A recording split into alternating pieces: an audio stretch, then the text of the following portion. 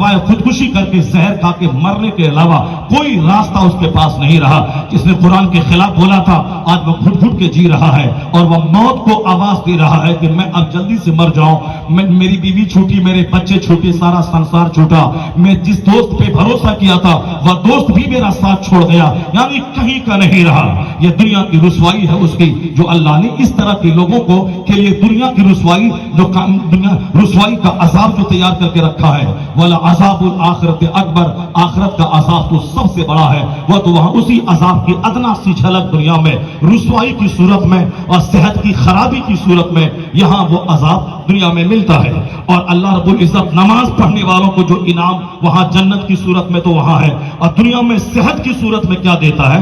جو ریسرچر ہیں, جو محققین ہیں, جو دماغ جلا جلا کے غور و فکر کرتے ہیں, ان کے نزدیک ان کی تحقیق آپ پڑھیے تب پتہ چلے گا.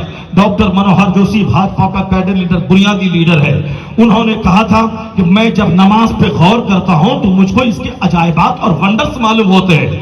انہوں نے آج سے 5-6 سال پہلے کانپور کے ایک یوگا کے شیور میں تقریر کرتے ہوئے, جو ہندوستان کا وزیر تعلیم تھا, جو ہندوستان کی بھاجپا پارٹی کا فاؤنڈر تھا, جو بہت بڑا پڑھا لکھا آدمی جنہوں نے سائنس سے MSc کیا, انہوں نے PhD کی ڈگری حاصل کی اور وہ کالج کے پروفیسر تھے. پھر بعد میں انہوں نے پولیٹکس جوائن کی اور بھاجپا پارٹی کے ایک زبردست کیڈر لیڈر اور مانو سنسادھن کلیان منتری بنے, جس کے ماتحت وزارت تعلیم بھی تھی. انہوں نے کہا کہ یوگا کریں, یوگا وقت کی ضرورت ہے, مگر کہا کہ مسلمانوں کو یوگا کرنے کی ضرورت نہیں ہے. انہوں نے کہا کہ میں جب نماز کو دیکھتا ہوں کہ 5 وقت یہ نماز مسلمانوں پہ فرض ہے اور ہر وقت میں کئی رکعت نماز ہے, اس نماز میں اسٹینڈنگ پوزیشن بھی ہے, اس میں ریکلائننگ پوزیشن بھی ہے, اس میں سجدے کی حالت میں ہارٹ کا اوپر رہنا اور دماغ کی ساری رگوں میں اوور فلو ہو کر بلڈ پہنچنا اور کنسنٹریشن دھیان لگانا, یعنی جب کھڑا ہو تو سجدے کی جگہ, جب رکوع میں جائیں تو پاؤں پہ اور سجدے میں جائیں تو ناک پہ دھیان کیندرت کریں اور جب سلام پھیرے تو کاندھے پہ دھیان کیندرت کریں. یہ مرلی منوہر جوشی بھاجپا کا بڑا لیڈر وہ بول اٹھا کہ یوگا وقت کی ضرورت ہے, یوگا کے بغیر صحت نہیں رہے گی. پردھان منتری سے لے کے چپراسی تک سارے لوگ یوگا کریں اگر صحت مند رہنا چاہتے ہیں. سونے کا مکان ہے, صحت نہیں ہے تو مکان کاٹنے دوڑتا ہے. 50 لاکھ روپے ماہانہ کوئی کماتا ہو, اگر 2 روٹی پچانے کی طاقت اس کے لیور کو نہ ہو تو وہ نوکری اسے کاٹنے دوڑتی ہے. وہ سوچتا ہے کاش میں مزدور ہی رہتا, 8 گھنٹے اینٹ ڈھوتا, 800 روپے ڈیلی کماتا, کم سے کم 10 روٹی تو جی بھر کے میں کھا لیتا.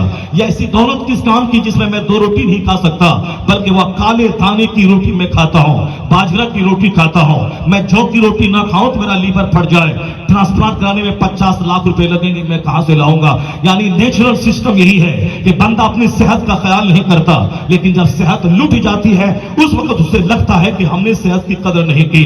ڈاکٹر منوہر جوشی کہتے ہیں یوگا وقت کی ضرورت ہے, سارے لوگ یوگا کریں صحت مند رہنے کے لیے. صحت مند رہیں گے تو کرائے کا مکان بھی بادشاہوں کے محل جیسا پیار دے گا. اگر صحت نہیں رہی تو اپنا 50 کروڑ کا بنایا ہوا مکان وہ بھی مکان کاٹنے دوڑے گا. جب انگ انگ ٹوٹے گا, جب گھٹنے کا درد اور ٹخنے کا درد اور سر کا درد اور سینے کا درد اور جب لیور کی کمزوری اور گیسٹرک کی بیماری اور جب شوگر اور BP اور ہارٹ کی بیماری شباب پہ رہے گی تو آدمی کا چہرہ سوکھا رہتا ہے, وہ محل کو دیکھنے کے بعد خوشی نہیں ہوتی. صحت سب سے بڑی دولت ہے. اگر صحت ہے آپ کے پاس تو کرائے کا گھر بھی محل کی لذت دیتا ہے. اگر صحت سلامت ہے تو سوکھی روٹی اور پیاز کھانے کے بعد بھی بریانی جیسا مزہ آتا ہے. صحت نہیں ہے تو سامنے بریانی ہے, سامنے قورمہ ہے, سامنے برگر اور چاؤمین ہے, سامنے لذیذ قسم کی غذائیں ہیں, مگر وہ کھا ہی نہیں سکتا ہے تو وہ دیکھ کے ترس کے رہ جاتا ہے. منوہر جوشی کہتے ہیں صحت کا خیال رکھیں, بہت بڑی دولت ہے. یعنی کیسے کھانا ہے, کیسے پینا ہے, کتنا سونا ہے, کیسے باتھ روم جانا ہے, بالکل 24 گھنٹے کے روٹین طے کر لیں. اس روٹین کے تحت آپ زندگی گزاریں, ورنہ جب دانت سڑ ہی جائے گا تو رات میں سوتے وقت برش کرنے سے کیا فائدہ. دانت سڑنے سے پہلے صبح سویرے روزانہ مسواک کریں اور رات میں بستر پہ جانے سے پہلے آپ برش کیا کریں. ڈاکٹر کہتے ہیں جب دانت سڑ جاتا ہے اور وہاں ہول اور سوراخ ہو جاتا ہے اور جب شدید قسم کا درد ہوتا ہے تب دوڑ کے میں ڈاکٹر کے پاس جاتا ہوں. ڈاکٹر کہتے ہیں دانت کی آپ نے حفاظت نہیں کی, رات بھر یہاں تل کے رہتے ہیں, اب رات بھر یہاں پہ دانا اٹکا رہتا ہے جس کی وجہ سے اس کا تعفن آپ کے دانت کو سڑا دیتا ہے. بعض اوقات کینسر کا مرض ہو جاتا ہے. جب یہ مرض ہو گیا اب یہ رات میں سونے سے پہلے برش لے کے دوڑتا ہے کرنے کے لیے. اب دوڑنے سے کیا ہوگا؟ اسے پہلے ایک روٹین کے تحت بنا لینا تھا کہ صبح بھی مسواک کرنا ہے اور شام میں بھی مسواک کرنا سونے سے پہلے اور ہر وضو سے پہلے مسواک کرنا ہے. حضور کہتے ہیں اگر میری امت پر یہ تکلیف نہیں ہوتی میں ہر وضو کے ساتھ مسواک کو لازم قرار دے دیتا. یعنی ہماری راحت کا خیال کرتے ہوئے حضور نے اسے لازم قرار نہیں دیا، مگر حضور کے فرمان کا تیور تو بول رہا ہے کہ کتنا بینیفیشل ہے وہ مسواک، کہ اگر میری امت پہ مشقت نہ ہوتی تو میں ہر وضو کے ساتھ مسواک کو لازم قرار دے دیتا. اس حضور کا یہ جملہ بتا رہا ہے کہ مسواک کی افادیت، مسواک کی فضیلت، مسواک کی اہمیت، یعنی برش کرنے کی امپورٹنس کتنا زیادہ ہے.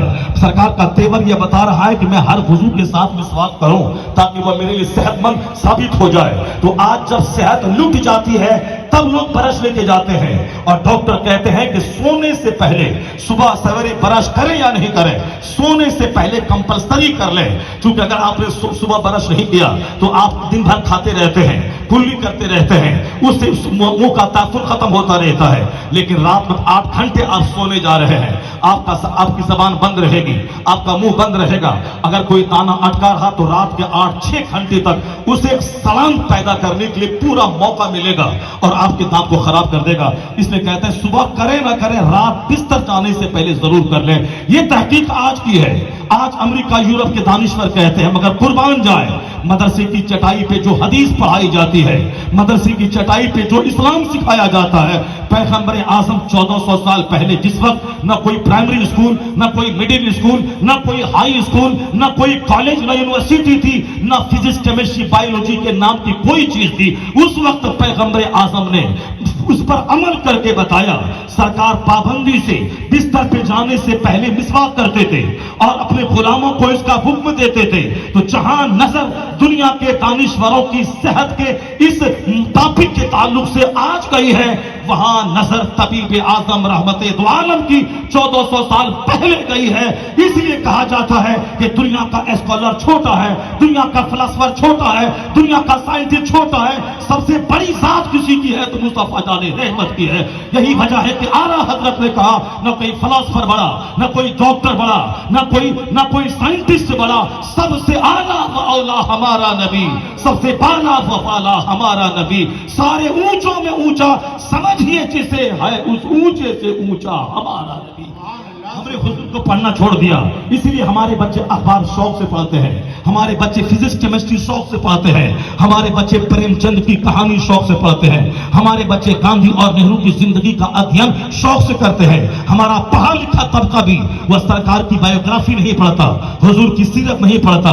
وہ کہتے ہیں ہاں سرکار پر ایمان ہے، سرکار لاجواب ہے، سرکار کا سارا کام لاجواب ہے، مگر زندگی میں پریکٹیکل میں دیکھا جائے وہ گاندھی اور نہرو کی بات کو زیادہ اس پر اعتماد کرتا ہے اور آقا علیہ السلام کی باتوں کو وہ صرف ایسی اعتقادی طور پر کہتا ہے حق ہے، باقی پریکٹیکل میں حضور کی احادیث کا کی کوئی جھلک نظر نہیں آتی. یہ وہ لوگ ہیں جو قرآن پاک سال میں ایک بار بھی نہیں پڑھتے ہیں اور اخبار روزانہ پڑھتے ہیں، اخبار پہ تبصرہ روزانہ کرتے ہیں. یہ وہ لوگ ہیں جو سال میں ایک بار بھی حضور کی حدیث نہیں پڑھتے ہیں مگر اخبارات پہ تبصرہ روزانہ کرتے ہیں. راجنیتی پہ تبصرہ ہے اور پولیٹیکل سائنس پہ تبصرہ ہے، مگر وہ بھول جاتے ہیں کہ آج ہم سے زیادہ دنیا کے دانشور ہم حدیث پڑھ رہے ہیں اور قرآن پاک پڑھ رہے ہیں. بہار کی راجدھانی پٹنہ میں پچھلے سال P M C H Patna medical college کے بہت بڑے سرجن نے واٹس ایپ پہ ایک انہوں نے نیوز چھوڑا تھا. ان کا نیوز یہی تھا کہ اس بار میرے ہاں جتنے بھی مریض آئے اس میں برین ہیمریج کے کیس میں بہت بڑا ریزن نہیں تھا، بہت بڑا کارن نہیں تھا، ایک چھوٹا سا ریزن تھا برین ہیمریج کرنا. یعنی وہ سب خطرناک بیماری، آدمی کا برین ہیمریج کا خون جمع وہ تم کوما میں چلا جاتا ہے یا پھر وہ 2-4 مہینے کوما میں رہ کے موت کے منہ میں چلا جاتا ہے یا فوری مر جاتا ہے. برین ہیمریج کرنا یہ خطرناک مرض ہے، آدمی پاگل بھی ہو سکتا ہے، اس کے جسم کا پورا حصہ فالج زدہ ہو سکتا ہے یا پھر اسی حالت میں کئی سال تک بندہ رہ جاتا ہے. یعنی خون جو بلڈ سرکولیشن ہر رگوں میں में हो रहा, आराम से मैं देख रहा हूं, सोच रहा हूं, सुन रहा हूं, सब समझ रहा हूं, लेकिन थोड़ा सा सिस्टम डैमेज हुआ, एक बाल बराबर, एक कतरा बराबर कहीं खून जम गया और वह ब्लड सर्कुलेशन रुका तो दिमाग फट जाता है, सर के दर्द से बंदा खुदकुशी करने लगता है। इस कदर खतरनाक दर्द होता है। ये मत समझें कि आज सारा ब्लड सर्कुलेशन ठीक है, ये हमारा पैदाइशी हक है, अल्लाह ने हमको दे दिया है। नहीं, जब इस तरह की नेमतें आपको मिले तो इसका तकाजा यही है कि आप सजदे शुक्र बजा लाएं। इलाही, वह सर के दर्द से चीख रहा है और तूने मुझको सर में आराम दिया है, तेरा करोड़ों एहसान है। तो 5 वक्त की नमाज के अलावा वो अमन और अमान आफियत की जिंदगी में उसे घमंड और गुरूर का इशू न बनाए कि मैं उससे अच्छा हूं। उसके पास नाक नहीं है, मेरे पास नाक है। उसके पास आंख नहीं है, मेरे पास आंख है। उसके पास नौकरी नहीं है, मेरे पास नौकरी है। ये घमंड का इशू नहीं है, ये अल्लाह की नेमत का शुक्र का इशू है। इलाही, तूने जो नेमत उसको नहीं दी, वो नेमत तूने मुझको दी है। मैं आग पे भी सजदा करूं फिर भी इस नेमत का शुक्र मुझसे अदा नहीं हो पाएगा। इधर शुक्र बढ़ता जाएगा, अल्लाह नेमतों को घटाएगा नहीं, अल्लाह का वादा है। वला इन शकरतुम लअज़ीदन्नकुम, अगर तुमने मेरी नेमत का शुक्रिया अदा किया तो हम उसमें और इजाफा करते चले जाएंगे।